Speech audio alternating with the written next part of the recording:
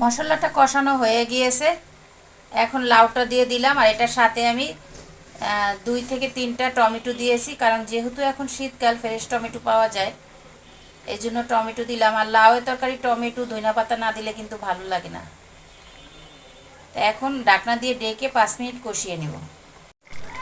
লাউটা কষানো হয়ে গিয়েছে, আর এই দেখেন লাউয়ে কত পানি বের হয়েছে। আর এইখানে পুরো একটা লাউ, বড় লাউ সেদ্ধ হয়ে কতটুকু হয়ে গেছে। লাউ তরকারি এমনই, সেদ্ধ হলে কমে যায়।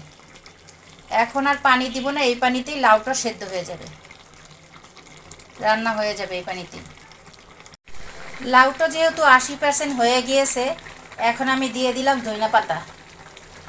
ধনিয়া পাতা দিয়ে আরও 5 মিনিট রান্না করলে হয়ে যাবে লাউ রান্না আজকে। চিংড়ি মাছ দিয়ে লাউ কার কার পছন্দ অবশ্যই আপুরা কমেন্ট করে জানাবেন। আর আপুর ভিডিও যদি ভালো লাগে তাহলে বেশি বেশি করে শেয়ার করে দিবেন। আপনি দেখবেন, অন্যদেরকে দেখার সুযোগ করে দিবেন। লাউয়ের তরকারিটা হয়ে গিয়েছে।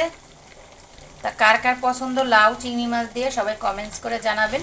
আর আপুর ভিডিও যদি ভালো লাগে তাহলে বেশি বেশি করে শেয়ার করে দিবেন। আপনি দেখবেন, অন্যদেরকে দেখার সুযোগ করে দিবেন। তাহলে আজকের ভিডিওটা এখানেই শেষ করব। সবাই ভালো থাকবেন। আল্লাহ হাফেজ। আসসালামু আলাইকুম।